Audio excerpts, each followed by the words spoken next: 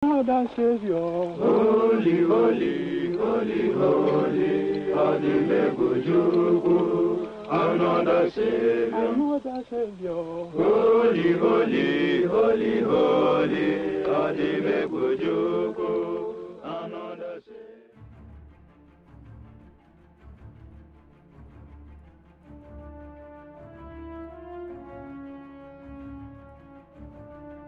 Nigeria adalah negara federasi yang menaungi 3 kelompok etnis utama, yaitu Igbo di timur, Hausa atau Fulani di utara, dan Yoruba di barat. 3 kelompok etnis ini dibungkus dalam satu bingkai oleh Eropa saat konferensi Berlin di tahun 1884 hingga 1885.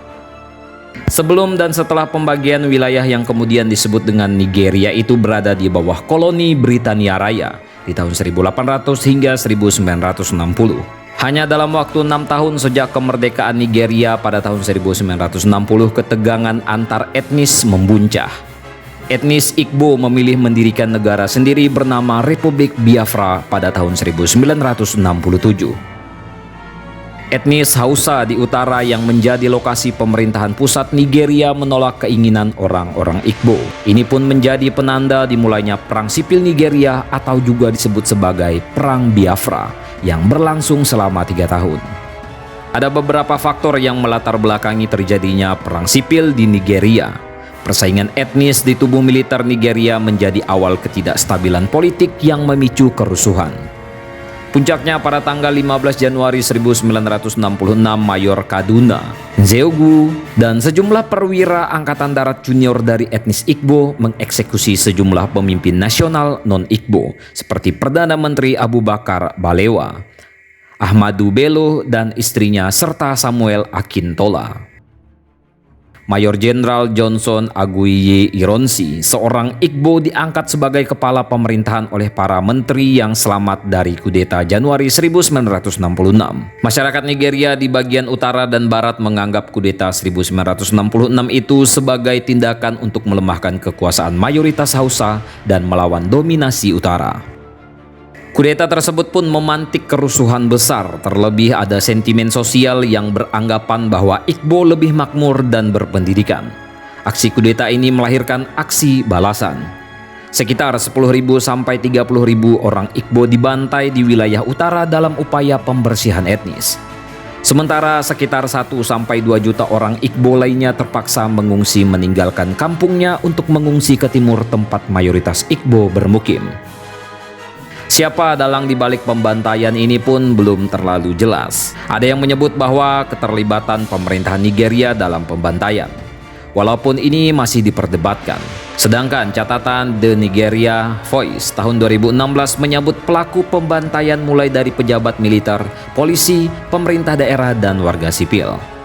Yang jelas, pemerintah Nigeria gagal menghentikan kerusuhan berdarah tersebut sampai saat Perang Sipil meletus pada tahun 1967 bersamaan dengan deklarasi Republik Biafra. Serangkaian pembantaian, pemerkosaan, dan kekejaman lainnya terus berlangsung menimpa minoritas Igbo di utara. Pertikaian terus berlangsung, upaya kesepakatan damai dari perwakilan kedua belah pihak tak kunjung tercapai. Sampai akhirnya Letnan Kolonel Odumegwu Ojukwu yang kala itu menjabat sebagai gubernur wilayah Nigeria Timur mendeklarasikan berdirinya Republik Biafra pada 30 Mei 1967 yang mencakup semua wilayah timur. Pemimpin militer pemerintah Nigeria, Jenderal Yakubu Gowon, tegas menolak mengakui kemerdekaan Republik Biafra. Pada bulan Juli, unit-unit tempur tentara dikirim ke timur untuk berperang dengan pasukan Biafra. Babak konflik selanjutnya terjadi antara Republik Biafra dan pemerintah federal Nigeria. Secara resmi, Perang Sipil Nigeria atau Perang Biafra meletus. Pada Juli 1967, pasukan Biafra mulanya berhasil menegakkan kedaulatan wilayah mereka atas rongrongan pemerintah Nigeria. Tetapi itu tidak bertahan lama. Pasukan federal yang terus berdatangan membanjiri wilayah Biafra dari selatan, barat, dan utara. Upaya Ojukwu menekan perusahaan minyak asing yang beroperasi di Biafra agar mendukung perjuangan mereka tidak membuahkan hasil. Para perusahaan memilih memberikan dukungan kepada pemerintah Nigeria. Kepentingan utara mengamankan ladang minyak di Biafra memang cukup beralasan. Kontribusi minyak terhadap keuangan negara sedang meroket dari hanya 1% di tahun 1960 menjadi 18% di tahun 1966. Sektor minyak juga menyerap 17.178 tenaga kerja Nigeria. Pajak yang dihasilkan dari sektor minyak mencapai lebih dari 15,8 juta pound sterling. Respons dunia pun terbelah. Negara tetangga seperti Pantai Gading, Gabon, Tanzania, juga Zambia mendukung berdirinya Republik Biafra. Pihak Prancis mendukung dengan cara memasok persenjataan untuk milisi Biafra. Sedangkan Inggris dan Uni Soviet mendukung pemerintah Nigeria dan memasok kebutuhan senjata bagi pihak militer negara. Di sisi lain, kelaparan dan penyakit yang melanda masyarakat Biafra mengundang simpati dunia internasional. Ada 3 juta warga Biafra yang terancam meninggal dunia karena blokade darat oleh pasukan Nigeria. Belum lagi serbuan pengungsi Igbo dari utara akan menambah krisis berkepanjangan. Bantuan makanan dan obat-obatan dari dunia internasional berusaha dialirkan ke Biafra. Namun pemerintah Nigeria melarang Komite Palang Merah Internasional menerbangkan bantuan ke Biafra. Dikutip dari BBC, pemerintah Nigeria berdalih bahwa pemberian bantuan asing dikhawatirkan akan memperkuat pasukan Biafra. Praktis segala bantuan harus dititipkan ke militer Nigeria untuk diperiksa. Di London, lebih dari 80 anggota parlemen menandatangani mosi mendesak pemerintah Inggris memulai operasi bantuan ke Biafra dan menghentikan penjualan senjata ke Nigeria. Perjanjian yang diselenggarakan pada Desember 1969 dan awal Januari 1970 mulai mengarah ke akhir konflik Biafra. Ojukwu selaku pemimpin kemerdekaan melarikan diri ke Pantai Gading, sedangkan para perwira Biafra yang tersisa menyerah pada pemerintahan federal Nigeria pada 15 Januari 1970. Meski Republik Biafra gagal berumur panjang, aspirasi kemerdekaan Nigeria Timur tidak benar-benar padam.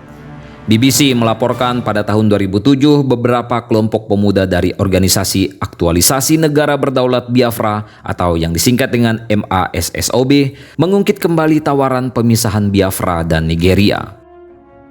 Anggota tersebut yang kebanyakan para pedagang dan intelektual lulusan universitas ini punya cara unik untuk mempromosikan negara Biafra di kalangan penduduk Nigeria Timur. Misalnya di pasar ada ajakan untuk membayar pajak atas nama negara Biafra. Beberapa tahun sebelumnya juga beredar mata uang Biafra. Menghadapi hal itu, pemerintah Nigeria pernah menahan beberapa anggota MASSOB yang dianggap radikal.